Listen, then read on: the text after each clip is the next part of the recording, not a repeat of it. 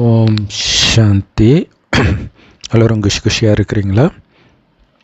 7/2/2024 இன்றைக்கி பாப்தாதா சொல்கிறாங்க, இனிமையான குழந்தைகளே, ஆத்ம அபிமானம் உங்களை உலகத்துக்கே எஜமானராக மாற்றும். தேக அபிமானம் உங்களை ஏழையானவர்களாக மாற்றும். அதனால் ஆத்ம அபிமானி ஆகுங்கள்.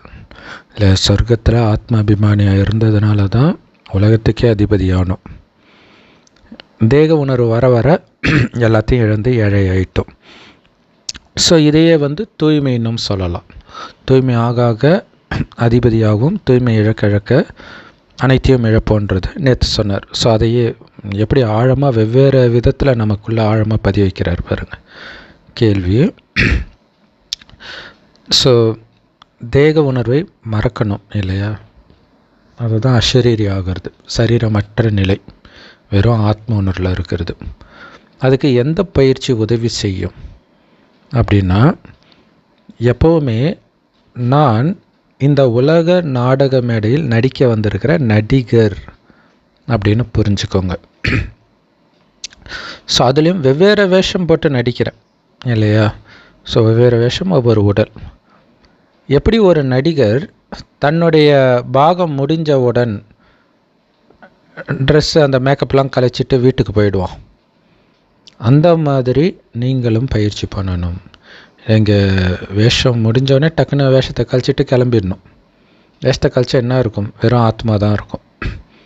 ஸோ அதுக்கான பயிற்சி பண்ணிகிட்டே இருக்கணும். ஸோ இது அவங்கள அறியாமலே சினிமா பாடல்களில் இருக்குது. உச்ச காட்சி நடக்குதம்மா, ஓய்வு எடுக்க வேஷம் கலைக்க நேரம் நெருங்குதம்மான்னு ஒரு பாட்டு கூட வரும், வாழ்வே மாயம் பாட்டில். ஸோ அப்போ இதை இன்னும் கூட எப்படி பயிற்சி பண்ணலாம் அப்படின்னா, ஒவ்வொரு வேலை செய்யும் பொழுதும் நான் இந்த உடம்புக்குள்ளே அந்த வேலையை செய்கிறேன், முடித்த உடனே டக்குன்னு உடம்பை கழிச்சிட்டு நான் மேலே போயிடுறேன், பரந்தாமத்திலே இருக்கிறேன். இப்படி பயிற்சி பண்ணணும். ஸோ அப்போ தான் கடைசியிலும் அந்த உடலை விட்டு போகிறதோ உங்களுக்கு ஈஸியாக ஜாலியான அனுபவமாக இருக்கும். இல்லாட்டினா மற்ற விஷயம் ஞாபகம் வந்துடும். ஸோ அதனால் குழந்தைங்க பயிற்சி பண்ணிக்கிட்டே இருக்கணும். ஒவ்வொரு காரியத்தையும் செஞ்சு முடித்த உடனே உடம்புன்ற ட்ரெஸ்ஸை கழட்டி உடலற்றவராகிடுங்க, அசரீரியாகி மேலே வந்துடுங்க பாபா கிட்ட. ஸோ ஒருவரை ஒருவர் சகோதர ஆத்மா அப்படின்னு பார்க்குற பயிற்சி பண்ணுங்க. தூய்மையாக இருக்கிறதுக்கு இதுதான் ஈஸியான வழி. எது? ஆத்மாவை பார்க்கறது. ஆத்மானு உணர்ந்து ஆத்மாவை பார்க்கறது. ஆத்மாவை பார்க்கறதுனால என்ன அர்த்தம்? உடம்பை பார்க்கலன்னு அர்த்தம். உடம்பை பார்த்தா தான் அசுத்தமான எண்ணங்கள்லாம் வருது. ஸோ அதனால தான் பாபா சொல்றார், உடல் இல்லைன்ற பயிற்சி பண்ணுங்க. எல்லோரையும் வெறும் ஆத்மானு பார்க்குற பயிற்சி பண்ணுங்க. அந்த உடலை ஆத்மா இயக்கிட்டு இருக்குதுன்றது உங்களுக்கு கவனம் இருக்கணும். அந்த ஆத்மாவில் மட்டுமே உங்கள் கவனம் இருந்தால் தவறான கிரிமினல் எண்ணங்கள், காம எண்ணங்கள் வராது. எந்த விதமான தவறான எண்ணமும் வராது, போட்டி பொறாமை எதுவுமே வராது. ஓம் சாந்தி. பாபா குழந்தைங்களுக்கு ஏன் இதை புரிய வைக்கிறார் அப்படின்னா, குழந்தைங்க அந்த அளவுக்கு முட்டாளாயிட்டாங்க. 5000 வருஷத்துக்கு முன்னாடி இந்த ஞானத்தை புரிய வச்சு புத்திசாலியாக ஆக்கினேன். எப்படி தெய்வீக காரியங்களை செய்கிறது அப்படின்னு நான் உங்களுக்கு சொல்லி கொடுத்தேன். ஆனால் ஸோ அந்த தெய்வீக காரியத்தை கற்றுக்கிட்டு தேவதா தர்மத்தில் பிறந்தீங்க. ஆனால் நாடகத்தின்படி மறுஜன்மம் எடுத்து எடுத்து உங்களுடைய கலைகளெல்லாம் குறைஞ்சி இப்போ எந்த கலையும் இல்லாத தமோ பிரதான நிலையில் ராவண ராஜ்யத்தில் சேர்ந்துருக்கிறீங்க. அதான் முட்டாளாயிட்டீங்க. அதனால தான் பாபா மறுபடியும் நடத்துகிறேன். இந்த ராவண ராஜ்யத்திற்கு முன்பு எல்லாமே சதோ பிரதானமாக இருந்தது ஆரம்பத்தில். பிறகு எல்லாமே சதோ ரஜோ தமோ நிலைக்கு போச்சு. இப்போ முற்றிலும் தமோ பிரதானமாக ஆகிடுச்சு. இப்போ இந்த காலச்சக்கரத்துடைய கடைசிக்கு வந்தாச்சு. தமோ பிரதானமும் முடியணும், அப்படியே தொடராது. முடிந்து மீண்டும் சதோபிரதானமாக ஆகணும். இந்த ராவண ராஜ்யத்தை அசுர ராஜ்யம், அரக்கர்களின் ராஜ்யம்னு சொல்லலாம். பாரதத்தில் தான் ராவணனை எரிக்கிற பழக்கம் இருக்குது. பாரதவாசிகள் தான் ராமராஜ்யத்தை பற்றியும் ராவண ராஜ்யத்தை பற்றியும் பேசுகிறாங்க. ராமராஜ்யம் பொன்னுலகத்தில் இருந்தது. ராவண ராஜ்யம் இப்போ இரும்பு யுகத்தில் இருக்குது. இதை நீங்கள் புரிஞ்சிக்கணும். ஆனால் இதை புரிஞ்சிக்காத காரணத்தினால நல்ல நல்ல குழந்தைகள் கூட தங்களுடைய அதிர்ஷ்டத்தை அழிச்சிக்கிறாங்க அப்படிங்கிறத பார்த்து பாபாவுக்கு ஆச்சரியமாக இருக்குது. ஏன்னா ராவணனுடைய குறைகள் அவங்கக்கிட்ட ஒட்டிக்குது. அதை விட மாட்டுறாங்க, பிடிச்சிக்கிறாங்க. அவங்க தெய்வீக குணங்களை பற்றி பேசுகிறாங்க மற்றவங்களுக்கு, ஆனால் அவங்க அசுர குணங்களோடு இருக்கிறாங்க. அதான் பாபா சொல்கிறார், நல்ல குழந்தை நல்ல ஞானம் கொடுக்குது, ஆனால் அந்த குழந்தையால் விகாரத்தை விட்டு வர முடியல. அப்போ என்ன ஆகுது? பதவி குறையுது, அதிர்ஷ்டத்தை அவங்களே அழிச்சிக்கிறாங்க. நீங்கள் 5000 வருடத்திற்கு முன்பு பாரதத்தை ஆண்ட அதே தேவதைகள் தான். 84 பிறவிகள் எடுத்திருக்கிறீங்க. எப்படி நீங்கள் 84 பிறவி எடுத்து சதோ பிரதானத்திலேருந்து தமோ பிரதானமாகி இருக்கிறீங்க? அதுக்கும் இதுக்கும் எவ்வளோ பெரிய வித்தியாசம் இருக்குது அப்படிங்கிறதெல்லாம் பாபா புரிய வைக்கிறார். இது ராவண ராஜ்யம். மிகப்பெரிய எதிரி இந்த ராவணன். அவனால தான் அளவற்ற செல்வம் நிரம்பிய பாரதம் இன்றைக்கி அனைத்தையும் இழந்து ஏழையாக, பிச்சைக்கார நாடாக, தமோ பிரதானமாக மாறிடுச்சு. ஸோ அப்படி பாரதத்தை ஆக்குனது வெளிநாட்டிலிருந்து வந்தவர்கள் கிடையாது, ராவணன் நமக்குள்ளே பிரவேசித்தது தான் இல்லையா? பிரச்சனை உள்ளே இருக்குது, வெளியில் கிடையாது. உள்ளே பிரச்சனை இருந்ததுனால அந்த சொத்தை அனுபவிக்கும் தகுதியை நம்ம இழந்ததுனால அதை அபகரிக்க வெளியிலிருந்து வந்தாங்க, அவ்வளவுதான். ராமராஜ்யத்தில் இப்போ இருக்கிற அளவுக்கு அதிக மக்கள் தொகையும் கிடையாது, இத்தனை தர்மங்களும் கிடையாது, ஒரே தர்மம் தான். ஆனால் இங்கே எல்லாருக்குள்ளேயும் இந்த பூதங்களின் பாதிப்பு இருக்குது. 5 விகார பூதங்கள்: காமம், கோபம், பற்று, பேராசை, அகங்காரம். நீங்கள் அழிவற்ற ஆத்மா, உடம்பு தான் அழியக்கூடியது அப்படிங்கிறதே மறந்துட்டீங்க. ஏன்னா நீங்கள் ஆத்மாபிமான நிலையிலே இல்லை, முழுக்க முழுக்க தேக உணர்வில் வந்துட்டீங்க. எவ்வளோ தேக உணர்வு இருக்குது உங்களுக்கு? தேக உணர்வுக்கும் ஆத்ம உணர்வுக்கும் இரவு பகலுக்கான வித்தியாசம் இருக்குது. ஆத்ம உணர்வுள்ள தேவதைகள் ஒட்டுமொத்த உலகத்தின் எஜமானர்களாக ஆகிறாங்க. ஆனால் அதே தேவதைகள் மறுஜன்மம் எடுத்து எடுத்து எப்போ தேக உணர்வுடையவராக ஆகிறாங்களோ அனைத்தையும் இழக்கிறாங்க, ஏழை ஆயிடுறாங்க. தங்க குருவியாக பாரதம் இருந்துச்சுன்னு சொன்னாலும் யாருக்கும் அதோடைய அர்த்தம் புரியல. பொன்னுலக பாரதம்னு சொல்கிறாங்க தானே இன்னைய வரைக்கும். பொன்னுலகமாக உண்மையில் பாரதம் இருந்துச்சுன்னு தெரிஞ்சால் சொல்கிறாங்க. ஸோ இப்போ தான் நம்முடைய புத்தியை தெய்வீக புத்தியாக மாற்றுறதுக்காக பாபா இந்த ஞானத்தை கொடுக்கிறார். இனிமையான குழந்தைகளே, உங்களை நான் உலகத்துக்கே எஜமானர்களாக ஆக்குறேன். இந்த லக்ஷ்மி நாராயணன் உலகத்தின் எஜமானர்களாக இருந்தாங்க, அப்படி தான் நான் உங்களை ஆக்குறேன். யார் இந்த லக்ஷ்மி நாராயணனுக்கு உலக ராஜ்யத்தை கொடுத்ததுன்னு இதுவரைக்கும் எங்கேயாவது கேள்விப்பட்டிருக்கிறீங்களா?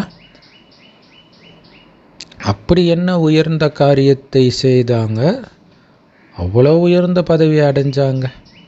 ஏன்னா கர்மத்தின் விதிப்படி தான் உயர்ந்த பிறவியெல்லாம் அமையும். அசுர காரியங்களை செய்கிறாங்க, அப்போ அது பாவம் நிரம்பியதாக இருக்குது. அதனால் இப்போ எல்லோரும் கஷ்டப்படுறாங்க. அப்போ சத்யுகத்தில் அவ்வளோ பெரிய பதவியை அடைஞ்சாங்கன்னா அதுக்கு முந்தைய ஜென்மத்தில் ஏதோ ஒரு புண்ணியம் பண்ணியிருக்கணும்ல, மிகப்பெரிய புண்ணிய காரியம். அதுதான் சங்கமயுகத்தில் பாபா கற்றுக் கொடுக்குற காரியங்கள். சுகர்மம், அனைவருக்கும் சுகத்தை கொடுக்கக்கூடிய கர்மம். சத்யுகத்தில் இந்த கர்மத்தின் விதி வேலை செய்யாது. ஏன்னா அங்கே பாவம் செய்ய போகிறதில்ல, அங்கே செய்கிற நல்ல காரியங்களுக்கும் புண்ணியம் கிடையாது. ஏன்னா அவங்க இறங்கி வரணும் இல்லை, எதுவுமே கிடையாது, அங்கே ரிசல்ட்டே கிடையாது. அதனால தான் அதை அகர்மம் அப்படின்னு சொல்கிறாங்க.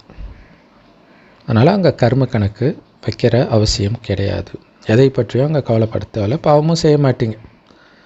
பாபா சொல்கிறாரு, மனிதர்களுக்கு இந்த ஞானம் புரியாத காரணத்தினால லக்ஷ்மி நாராயணனாக ஆகிட்டு இருக்கிறோம், நம்மை சிவபெருமான் ஆக்கிட்டு இருக்கிறாரு அப்படிங்கிறத புரிஞ்சிக்காததுனால எவ்வளவு தடைகளை ஏற்படுத்துகிறாங்க நம்ம இயக்கத்துக்கு.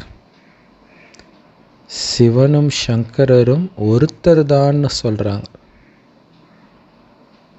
அப்படி ஒருத்தராக இருந்தால் ஏன் சிவனை தனியாக லிங்கமாக காட்டணும்? நிராகாரராக இருக்கிறதுனால தானே லிங்கமாக காட்டுறாங்க. ஆனால் சங்கரரை ஜோடியாக பார்வதியோட காட்டுறீங்களே, அப்போ சங்கர் வேற சிவன் வேற, ரூபமே வித்தியாசமாக தானே காட்டுறீங்க. ரூபம் மட்டும் இல்லை, இருவரும் வேறு, இருவரின் தொழிலும் வேறு. ஒரு சாதாரண மந்திரியும் பிரசிடெண்ட்டும் ஒன்று தான்னு சொல்ல முடியுமா? முற்றிலும் வித்தியாசமான பதவி இரண்டும். அப்படி இருக்க சிவனும் சங்கரும் மட்டும் எப்படி ஒருவராக இருக்க முடியும்? யார் ராமராஜ்யத்துக்கு வருபவர்களாக இல்லையோ அவங்களால இதெல்லாம் புரிஞ்சிக்க முடியாது தான். அசுர சம்பிரதாயம் கண்டிப்பாக உங்களை நிந்தனை பண்ணும். இந்த ஞானத்தை நீங்கள் பின்பற்றுவதிலும் மற்றவர்களுக்கு சொல்கிற சேவை செய்கிறதுலையும் நிறைய தடைகளை உருவாக்கிக்கிட்டே தான் இருக்கும். ஏன் தெரியுமா? ஏன்னா அவங்களுக்குள்ள 5 விகாரங்கள் இருக்குது. அப்போ நாங்கள் மட்டும் விகாரத்தில் கஷ்டப்படணும், நீ மட்டும் விகாரத்துலேருந்து விட்டு போயிடுவியா, அதனால் தடை பண்ண தான் செய்வாங்க. விகாரத்தின் வசப்பட்டு இருக்கிறாங்க. தேவதைகளோ முற்றிலும் விகாரமற்றவர்கள், அவ்வளோ உயர்ந்த பதவி. ஸோ அதை அடையணும் அப்படின்னா சாதாரண விஷயம் கிடையாது, தடை வரதான் செய்யும். அதையும் மீறி நீங்கள் தூய்மையாக ஆகிறதன் மூலமாக தான் உலகத்திலே மிக உயர்ந்த பதவி ஸ்ரீ நாராயணன் பதவியை நீங்கள் அடையிறீங்க. நீங்கள் ஆரம்பத்தில் விகாரம்னா என்னன்னே தெரியாத நிர்விகாரிகளாக இருந்தீங்கன்னு புரிஞ்சுக்கிறீங்க. ஆனால் இப்போ எல்லாருமே விகாரத்தில் காமத்தின் மூலமாக தான் பிறக்கிறாங்க, சன்னியாசிகள் உட்பட. அதுக்கப்புறம் பிறந்த பிறகு அவங்க சன்னியாசத்தை மேற்கொள்கிறாங்க, அது வேறு விஷயம். ஆனால் இந்த மாதிரிலாம் தங்க யுகத்தில் கிடையாது. அங்கே யாரும் காமத்தில் பிறக்கிறதும் கிடையாது, சன்னியாசியாக மாறுவதும் கிடையாது. ஆக வேண்டிய அவசியம் இல்லை. குடும்பத்தில் துக்கம் இருக்குது, விகாரம் இருக்குது, அதை விட்டுட்டு போகணுன்னு தான் சன்னியாசிகள் குடும்பத்தை விட்டு போகிறாங்க. அங்கே சொர்க்கத்தில் எந்த குடும்பத்திலும் துக்கமும் இருக்காது, விகாரமும் இருக்காது, பரிசுத்தமாக இருப்பாங்க. அதனால தான் அதை தூய்மையான இல்லற ஆசிரமம் அப்படின்னு சொல்லப்படுது. சன்னியாசிகளுக்கு அந்த தங்க யுகத்தை பற்றி எதுவுமே தெரியல. எல்லா காலமும் தங்க யுகம்தான்ப்பா அப்படி சொல்கிறாங்க. எப்படி ஸ்ரீகிருஷ்ணர் எல்லா இடத்துலையும் இருக்கிறாரு, ராதை எல்லா இடத்துலையும் இருக்கிறாங்க அப்படின்னு சொல்கிறாங்களோ அந்த மாதிரி சொல்கிறாங்க.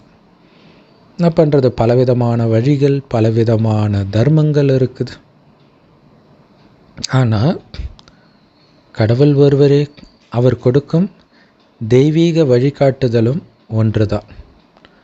ஸோ இந்த தெய்வீக வழிகாட்டுதலை இப்போ நாம் எந்த அளவுக்கு ஆழமாக நம்ம மனதில் பதிய வைத்து குணங்களாக மாற்றுறோமோ அந்த அளவிற்கு அரை கல்பத்துக்கு அது தொடர்ந்துக்கிட்டே இருக்கும். அங்கே பாபா வரமாட்டார், வழி இருக்காது, கொடுக்க மாட்டார். ஆனால் தானாகவே அந்த வழிப்படி நடப்பீங்க.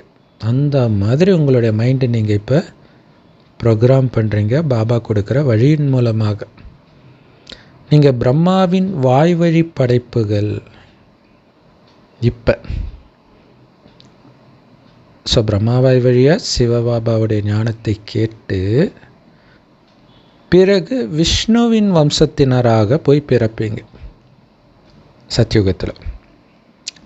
பிறகு அங்கேருந்து மறுஜன்மம் எடுத்து சந்திர வம்சத்தில் பிறப்பீங்க.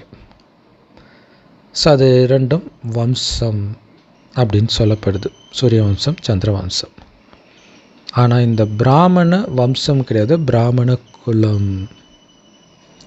ஏன்னா இங்கே ராஜ்யம் கிடையாது, பிராமணர்கள் ஆட்சி செய்கிறது கிடையாது.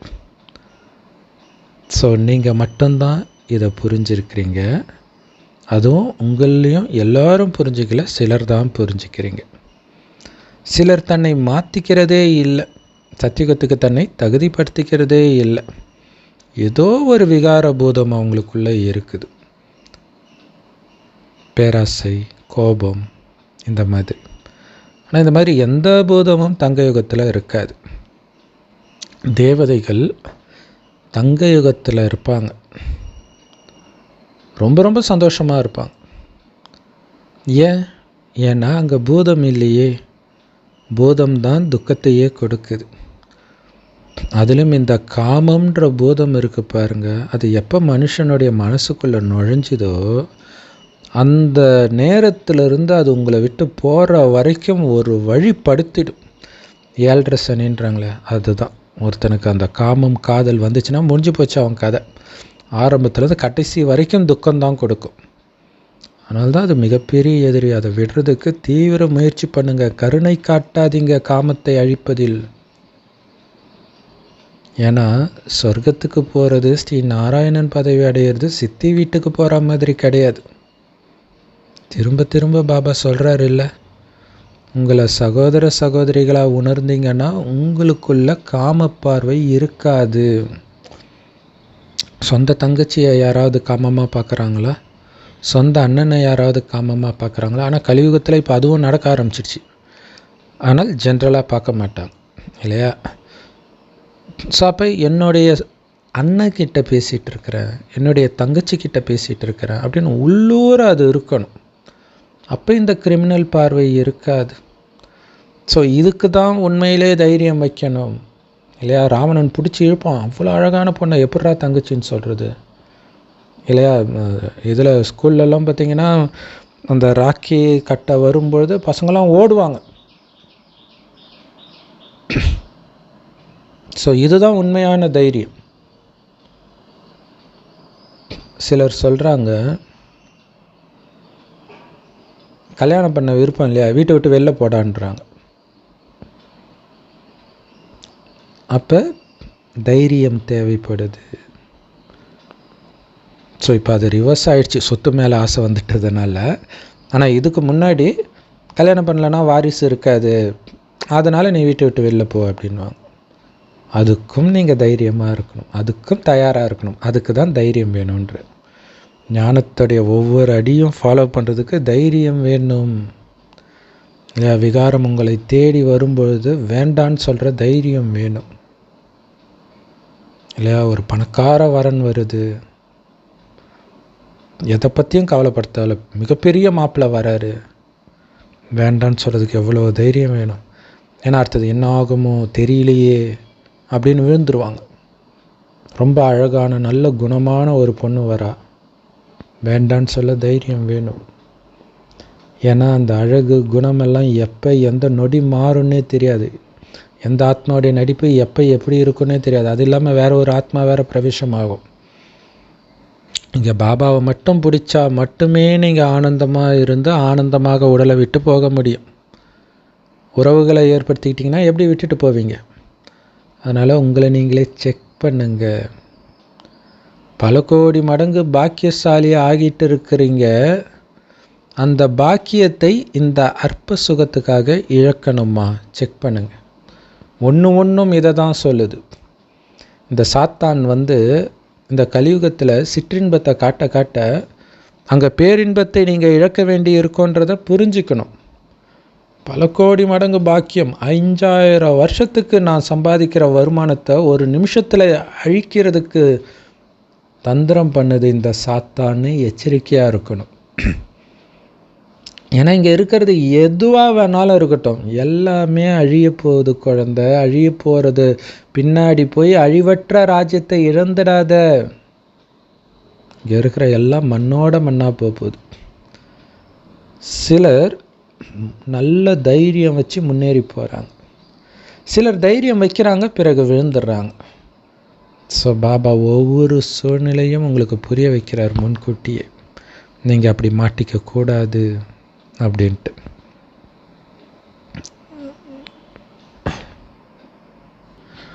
ஸோ பாபா புரிய வச்சு தைரியம் வைங்கன்னு சொல்லியும் நீங்கள் தைரியம் வைக்கலை அப்படின்னா முழுமையாக யோகம் இல்லை.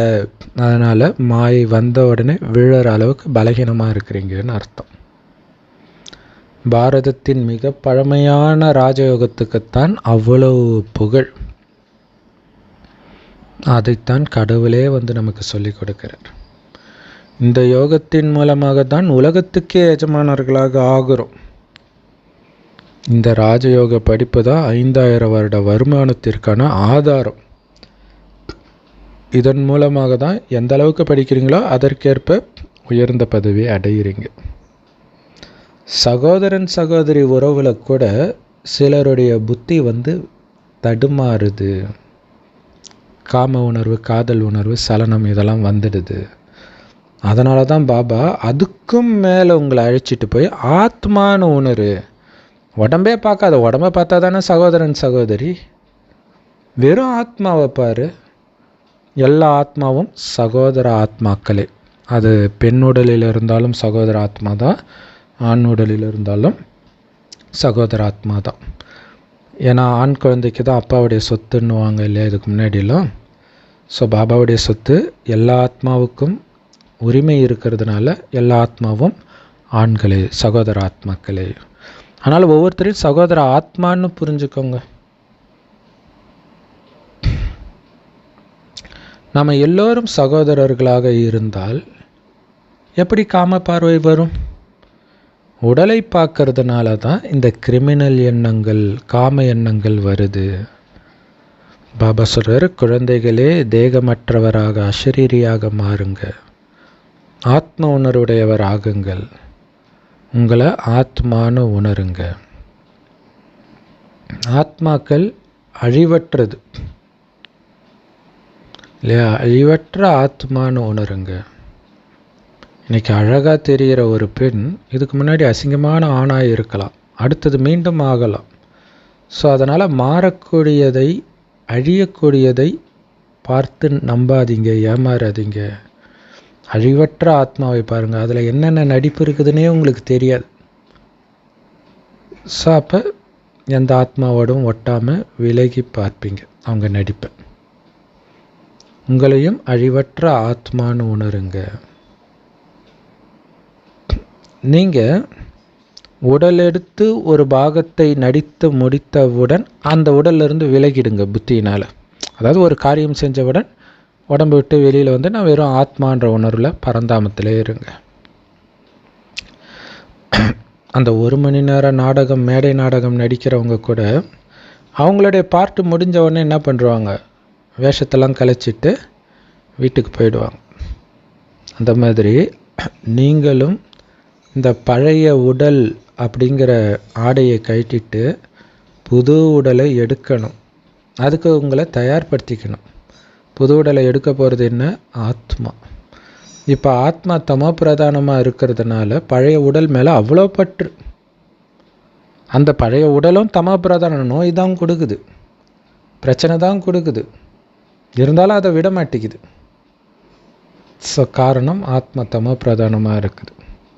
அப்படி தமோ பிரதானமான இருக்கிற ஆத்மா எப்படி முக்தி அடைய முடியும்? பரந்தாமத்துக்குள்ளே எப்படி என்ட்ராக முடியும்? தூய்மை ஆனால் தான் அங்கே போக முடியும். அழுக்கான ஆத்மாக்கள் பரந்தாமத்துக்கே போக முடியாது. சொர்க்கத்தை விடுங்க, பரந்தாமத்துக்கே போக முடியாது. பஞ்ஞானிகள் எப்படி வராங்கன்னா நல்ல அடி உதையெல்லாம் வாங்கிட்டு வருவாங்க. ஆனால் நம்ம குஷி குஷியாக போகணும். நாம் அங்கே தங்க போகிறதில்ல, தங்க உலகத்துக்கு வரப்போகிறோம். மற்றபடி இந்த சந்நியாசி பிரம்மத்தோடு ஐக்கியமாயிட்டார் அப்படின்னு சொல்கிறதெல்லாம் பொய். வள்ளலார் மறைஞ்சிட்டார், ராகவேந்திரர் போயிட்டார், எல்லாம் பொய். ஒருத்தர் கூட பரந்தாமத்துக்கு போக முடியாது.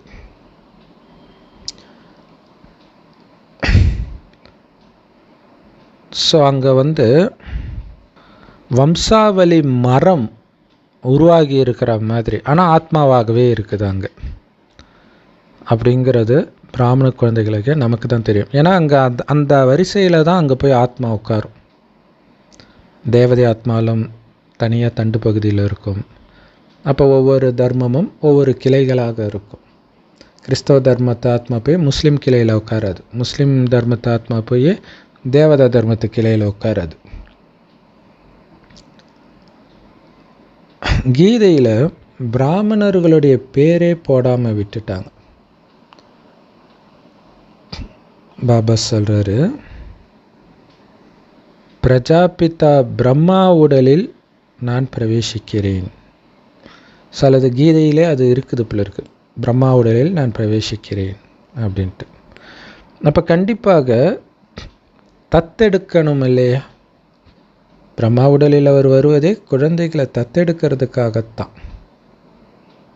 பிராமணர்களை, அதாவது குழந்தைங்களை தத்தெடுத்து பிராமணர்கள் ஆக்கிறார்.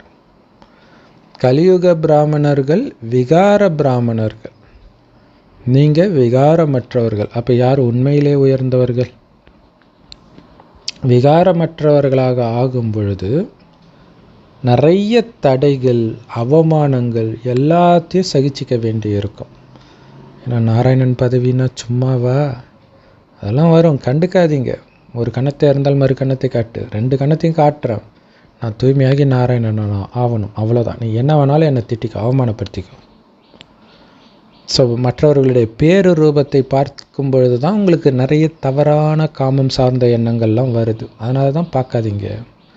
சகோதரன் சகோதரி உறவில் கூட விழுந்துடுறீங்க. அதனால் பிரதர் சிஸ்டர் அதை கூட பார்க்காதீங்க, ஆத்மாவை பாருங்கள். ஆனால் சகோதரன் சகோதரி பிரதர் சிஸ்டர்னு சொல்லிவிட்டு அதுக்கப்புறம் பாபா நான் விழுந்துட்டேன், பாபா என் மூஞ்ச கருப்பாக்கிட்டேன் பாபான்னு லெட்டர் எழுதுறாங்க. பாபா சொல்கிறார், அற்புதம், நான் என்ன சொன்னேன்? சகோதரன் சகோதரியாக வாழுங்க.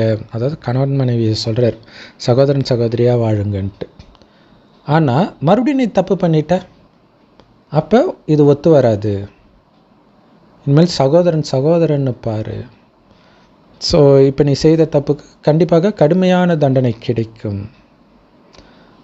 ஏன்னா லௌகீகத்தில் கூட யாராவது தப்பு பண்ணுறாங்க அப்படின்னா அவங்கள பிடிச்சி ஜெயிலில் போடுவாங்கல்ல. இப்போ இது ஈஸ்வரிய அரசாங்கம், 100 மடங்கு தண்டனை கிடைக்குமே, சும்மாவா? நான் தூய்மையான பாரதத்தை ஸ்தாபனை செஞ்சேன். அது பேரே சிவாலயம். உண்மையான சிவாலயம் சொர்க்கம்தான், அது சிவனே கட்டுறார்.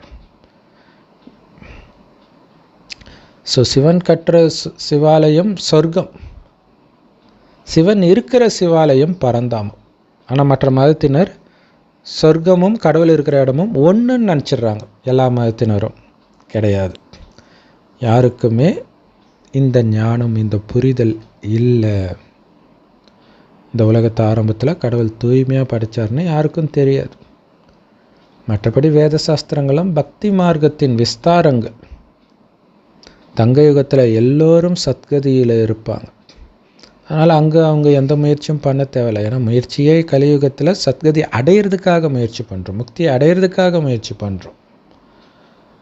ஏன்னா இங்கே துர்கதியில் இருக்கிறோம், கஷ்டத்தில் இருக்கிறோம். சொர்க்கத்தில் தான் எல்லோரும் சந்தோஷமாக இருப்பாங்களே, அப்புறம் எதுக்கு அவங்க முயற்சி பண்ண போகிறாங்க? இங்கே பாருங்கள், மனிதர்கள் கங்கையில் குளிக்கிறதுக்கு போகிறாங்க. கங்கை தண்ணி உங்களுக்கு சத்கதியை கொடுக்குமா என்ன? ஸோ இந்து மதத்தில் இது இருக்கிறது தான். அப்படியே மற்ற மதங்கள்லேயும் பார்த்திங்கன்னா ஞான ஸ்நானம் தண்ணியில் முக்குறாங்க. தண்ணியில் முக்கி ஏஞ்சிட்டா தூய்மை ஆகிடுவியா? அது உன்னை தூய்மை ஆக்குமா? பாவம், எதுவுமே தெரியாமல் இருக்கிறாங்க. நீங்களும் வரிசைக்கிரமமாக இருக்கிறீங்க. சிலர் தனக்கே ஒன்றும் புரியாத பொழுது மற்றவர்களுக்கு என்ன அவங்க புரிய வைப்பாங்க? அதனால்தான் பாபா அந்த மாதிரி குழந்தைங்களை சேவைக்கு அனுப்புறது கிடையாது. பாபா நீங்கள் வந்தீங்கன்னா உங்களுடைய ஸ்ரீமத்தை ஃபாலோ பண்ணி நாங்கள் தேவதை ஆவோம் அப்படின்னு நீங்கள் பாடிக்கிட்டே இருக்கிறீங்க பக்தி மார்க்கத்தில். இப்போ வந்துட்டாருன்னு சொன்னால் ஏற்றுக்கிறது கிடையாது, ஏற்றுக்கிட்டாலும் தூய்மை ஆகிறது கிடையாது. தேவதைகள் தங்க யுகத்திலையும் வெள்ளி யுகத்திலும் வசிப்பாங்க. இங்கே மனிதர்கள் அத்தனை பேரும் இந்த காமம்ன்ற விகாரத்தில் தான் சிக்கி இருக்கிறாங்க. காமம் இல்லாமல் அவங்களால இருக்கவே முடியல. நிறைய பிரச்சனை வீட்டில். இதுதான் நம்ம அத்தாஸ்க்கு ஏதோ அப்பா அம்மா கொடுத்த சொத்து மாதிரி ஆயிடுச்சு காமம் இல்லையா? காமத்தினால பிறந்தாங்க இல்லையா? அதனால் அவங்களால காமத்தை விட முடியல. நாம் ராமராகிய சிவத்தந்தை கிட்டேருந்து ராமராஜ்யத்தை ஆஸ்தியாக அடையிறோம். தூய்மையின் ராஜ்யம், தூய்மையின் ஆஸ்தியை அடையிறோம். அங்கே விகாரத்தின் விஷயமே கிடையாது. பக்தர்கள் ஸ்ரீகிருஷ்ணரைத்தான் பகவான்னு சொல்கிறாங்க. ஆனால் ஸ்ரீகிருஷ்ணர் 84 பிறவிகளை எடுக்கும் மனிதர்னு நம்ம காட்டுறோம். கடவுள் பிறப்பிறப்பு சக்கரத்தில் சிக்காத நிராகாரி, தனக்கென்று உடல் எடுக்காதவர். அவருடைய பேர் சிவன். ஸோ பாபா நமக்கு எவ்வளவு கருணை இருக்கிறதுனால அந்த கருணையோடு உங்களுக்கு இதெல்லாம் புரிய வைக்கிறார் தினம் தினம். ஸோ குழந்தைங்க எவ்வளோ நல்லவர்களாக, எவ்வளவு புத்திசாலிகளாக இருக்கிறீங்க. ஸோ குழந்தைகள் ரொம்ப ராயலாக இருக்கிறீங்க. ஞானம் யோகத்தின் சக்திகள் கொண்டவர்கள் மற்றவர்களை வசீகரிப்பாங்க. அது பிடிச்சி இழுக்கும். அந்த குழந்தைகளுடைய நடத்தையே அப்படியே தெய்வீகமாக இருக்கும். யார் நல்லா படிக்கிறாங்களோ அவங்களுக்கு கண்டிப்பாக நல்ல மரியாதையும் கிடைக்கும். அது இந்த ஞானத்துக்கும் பொருந்தும், அந்த ஞானத்துக்கும் பொருந்தும், வெளி உலகியல் படிப்புக்கும் பொருந்தும். யார் படிக்காதவங்களோ அவங்களுக்கு மரியாதை கிடைக்காது. ஸோ சொர்க்கத்தில் ரொம்ப மரியாதைக்குரிய பதவியை இப்போ படிக்கிறதன் மூலமாகத்தான் அடையிறோன்றதை புரிஞ்சுக்கணும். இப்போ எல்லாரும் அசுர சம்பிரதாயத்தினராக இருக்கிறாங்க. அதனால் எதையுமே புரிஞ்சுக்கிறது கிடையாது. சிவனுக்கும் சங்கரருக்கும் மிக தெளிவான வித்தியாசத்தை நாம் சொல்கிறோம்.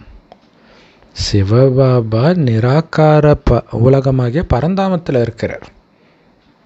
சங்கரரும் சூக்ஷ்ம லோகத்தில் இருக்கிறார். எப்படி 2 பேரும் ஒன்றாக இருக்க முடியும்? இது தமோ பிரதான உலகம் இல்லையா? அதனால் அவங்களுக்கு புரியல. ராவணன் இந்த அசுர சம்பிரதாயத்துடைய மிகப்பெரிய எதிரி. தன்னை மாதிரியே எல்லாத்தையும் மாத்துறான். அதே மாதிரி பாபா ராவண ராஜ்யத்தின் இறுதியில் வந்து அவரை மாதிரியே நம்மை மாத்துறார். தெய்வீக சம்பிரதாயத்தை சார்ந்தவராக மாத்துறார்.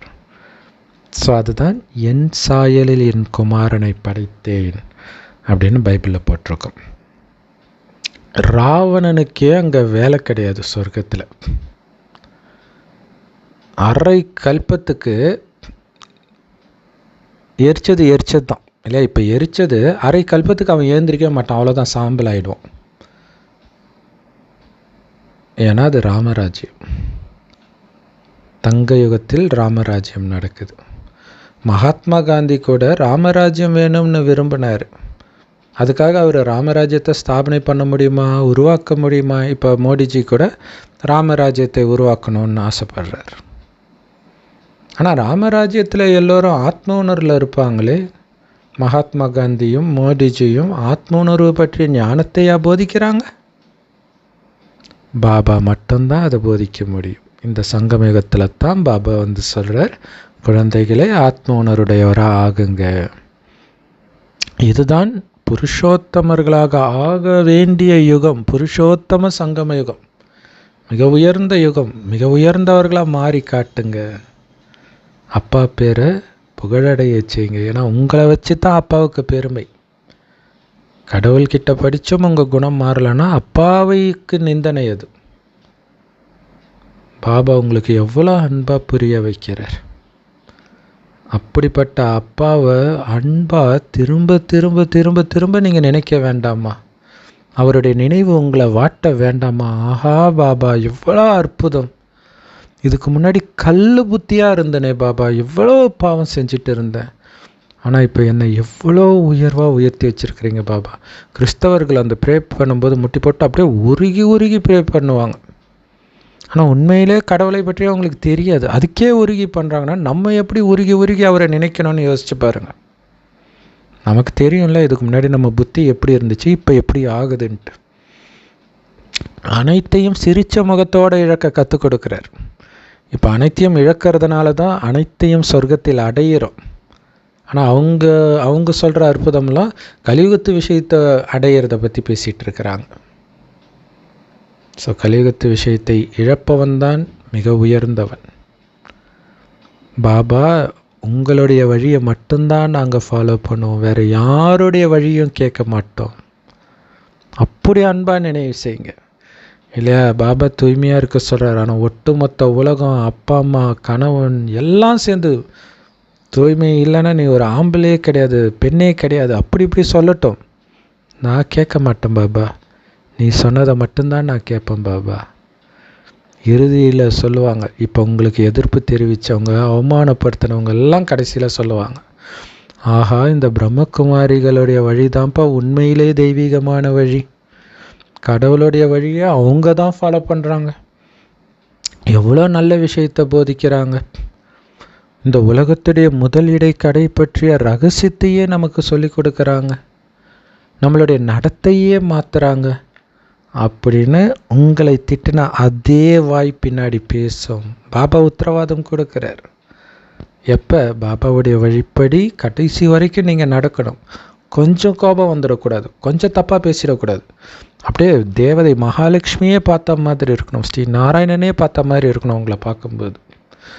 ஸோ அந்த மாதிரி இனிமையான குழந்தைங்களுக்கு தான் பாபா அன்பு நினைவுகள் கொடுக்கிறார். நாமளும் அந்த இனிமையான செல்லமான அப்பாவுக்கு அன்பு நினைவுகளும் வணக்கமும் சொல்கிறோம். உங்களுடைய பார்வையை பரிசுத்தமாக ஆக்கணும் அப்படின்னா குழந்தைகளே, தயவுசெய்து யார் பேருரூபத்தையும் பார்க்காதீங்க, ஆத்மாவை மட்டும் பார்க்குற பயிற்சி பண்ணுங்க. அதுக்கு முன்னாடி உங்களை உடலற்ற ஆத்மாவாக இருக்கிற பயிற்சி பண்ணுங்க. உங்களை ஆத்மான்னு உணர்ந்து உங்கள் சகோதர ஆத்மா கிட்ட பேசுங்க. எல்லார்கிட்ட இருந்தும் மரியாதை வேணும் அப்படின்னா இந்த ஞானத்தின் சக்தியையும் யோகத்தின் சக்தியையும் நல்லா தாரணை பண்ணுங்க. அப்போ உங்களுடைய குணமே தெய்வீகமாகும். அப்போ எல்லோரும் உங்களுக்கு மரியாதை கொடுப்பாங்க. அனைத்து தெய்வீக குணங்களிலும் நிரம்பியவர்களாகுங்கள். உங்களுடைய நடத்தையை மாற்றிக்கொள்வதன் மூலம் சேவை செய்யுங்க. அதாவது நடத்தையின் மூலமாக சேவை செய்யுது. ஆக்சுவலாக எந்த சேவை செஞ்சாலும் ஒரு அன்பாக சேவை செஞ்சால் தான் பிடிக்கும் இல்லையா? கிறிஸ்தவர்கள் வீடு வீடாக நோட்டீஸ் கொடுக்கும்போது அவ்வளோ அன்பாக பேசுவாங்க. அப்போ உண்மையிலே கடவுளுடைய குழந்தைனா நாம் எப்படி இருக்கணும்? ஸோ அதனால்தான் தெய்வீக குணங்களில் நிரம்பியவராக உங்கள் நடத்தையின் மூலமாக அப்பாவை வெளிப்படுத்துபவராக மாறுங்கள். வரதானம். உடலின் நோயின் உணர்வில் இருப்பதற்கு பதிலாக உங்களுடைய அந்த நோயின் கர்ம கணக்கை ஆத்ம உணர்விலிருந்து குஷி குஷியாக முடிச்சிடுங்க. அதுக்கு விளக்கம், இப்போ எல்லாருடைய உடம்பும் பழைய தமோ பிரதான உடல் தான். அதனால் கண்டிப்பாக எல்லோருக்கும் ஏதோ ஒரு சின்ன அல்லது பெரிய நோய் இருக்கத்தான் செய்யும். ஆனால் அந்த உடலின் நோய் உங்கள் மனதை பாதிக்காமல் பார்த்துக்கணும்.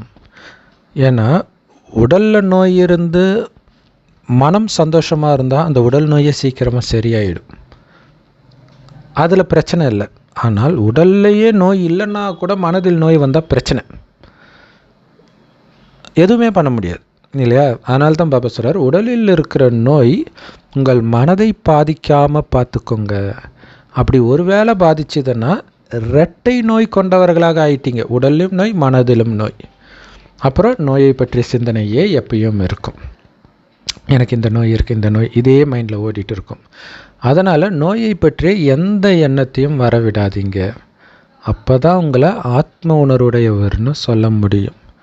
அதனால் எந்த விதமான நோயாக வேணாலும் இருக்கட்டும், பயப்படாதீங்க. அம்மாவுக்கு தெரியுமே கேன்சர் வந்துடுச்சு, 2 மாதத்தில் இறந்துடுவோன்னு தெரியுமே. சிரித்த முகம் கொஞ்சம் கூட மாறலை. பயப்படாதீங்க இல்லையா? மாயாவை கண்டு சிரித்த முகத்தில் இருக்கிறதா நோயும் ஒரு வித மாயா, அவ்வளோதான். அதே நேரத்தில் நம்மளுடைய கர்ம கணக்கு முடியுது. அதனால் மருந்துன்ற பழத்தை சாப்பிட்டு அந்த நோய்க்கு டாட்டா காட்டுங்க, கர்ம கணக்கை குஷியாக முடிங்க அப்படின்னு பாபா சொல்கிறார். ஸோ இப்படி இருக்கிறது தான் ஆத்ம உணர்வுன்றார் இல்லையா? அந்த நோயின் எண்ணமே இல்லாமல் பாபாவுடைய நினைவு இதோடைய ஆனந்தத்திலே இருக்கிறது தான் ஆத்ம உணர்வு. ஸோ நோயில் இருக்கிறவங்களுக்கு வந்து ஈஸியாக தெரியும் அவங்க ஆத்ம உணர்வில் இருக்கிறாங்களா இல்லையன்ட்டு. ஆத்ம உணர்வு இல்லாட்டினாலே உடலின் வலி வந்து அவங்க கவனத்தை ஈர்க்கும். ஸ்லோகன். பாபா வந்து சக்திகளின் சொரூபமாகுங்க, குணங்களின் சொரூபமாகுங்கன்றார் இல்லையா? அப்போ அந்த சக்தியின் சொரூபமாக இருந்தால் எப்படி இருக்கும்? ஒரு அமைதி சக்தியின் சொரூபம் இல்லையா? சுற்றி உங்கள் அமைதி சோதிக்கிற மாதிரி ஒரு விஷயம் நடக்குது. உங்கள் கணவன் மூலமாக, மேலதிகாரி மூலமாக, மனைவி அல்லது குழந்தை மூலமாக, அப்படியே அமைதியின் சொரூபமாக அப்படியே பாபா அன்பிலேயே மூழ்கி இருந்தீங்கன்னா அந்த அமைதியின் சொரூபத்தை நீங்கள் அனுபவம் பண்ணுறீங்கன்னு அர்த்தம். அதே மாதிரி தான் ஒவ்வொரு குணத்தையும் ஒவ்வொரு தெய்வீக சக்தியையும் நீங்கள் அனுபவம் பண்ணிங்கன்னா நீங்கள் அனுபவங்களின் சொரூபமாகிடுவீங்க. அந்த சொரூபமாகிறத பற்றி தான் இந்த சண்டே முரளி ஃபுல்லாகவே. ஸோ சொரூபம், ஒரு சிஸ்டர் கேட்டிருந்தாங்க சொரூபம்னா வடிவமான்ட்டு. என்ன சொல்கிறதுனே தெரில. ஏன்னா அந்த முரளி ஃபுல்லாகவே சொரூபத்தை பற்றி அவ்வளவு விளக்கமாக தான் சொல்லியிருந்தோம். பட் இருந்தாலும் சொரூபம்னா வடிவமா அப்படின்னு கேட்குறாங்க. ஸோ அந்த முரளியை வந்து அவங்க திரும்ப ஒரு 2-3 தடவை படித்தால் புரியும்னு நினைக்கிறேன். ஏன்னா அது கொஞ்ச நாள் ஆக ஆக தான் அந்த தூய்மை சக்தி ஏற ஏற புரிய ஆரம்பிக்கும். ஸோ இங்கே சொரூபம் அப்படிங்கிறது வந்து இப்போ உதாரணத்துக்கு சூரியன் வெப்பத்தின் சொரூபமாக இருக்குது. சூரியனாலே வெப்பம்தான், அதுதான் சொரூபம். தேன் வந்து இனிப்பின் சொரூபமாக இருக்குது இல்லையா? அந்த மாதிரி அந்த குணத்தின் சொரூபம் அவனாலே அமைதி தான், அவனாலே அன்பு தான் இல்லையா? அன்னை தெரசானாலே அன்பானவர்கள். அப்போ அன்பின் சொரூபமாக, கருணையின் சொரூபமாக அவங்க இருக்கிறாங்கன்னு சொல்கிறோம்ல. முருகன் கருணையின் வடிவமாக இருக்கிறாரு, கந்தன் கருணைன்னு சொல்கிறோம். சிவன் அன்பே சிவம், அன்பின் சொரூபமாக இருக்கிறார். ஸோ இதுதான் சொரூபம். இப்படியே அனைத்து தெய்வீக குணங்கள் மற்றும் சக்திகளின் சொரூபத்தை நீங்கள் அனுபவம் பண்ணும்போது தான் நீங்கள் அனைத்து அனுபவங்களின் சொரூபமாக மாற முடியும், அனுபவ மூர்த்தியாக மாற முடியும் அப்படின்னு சொல்கிறார். Om Shanti. Love you Bap Dada. Thank you Bap Dada. குஷியாக இருங்க, குளிர்ச்சியாக இருங்க.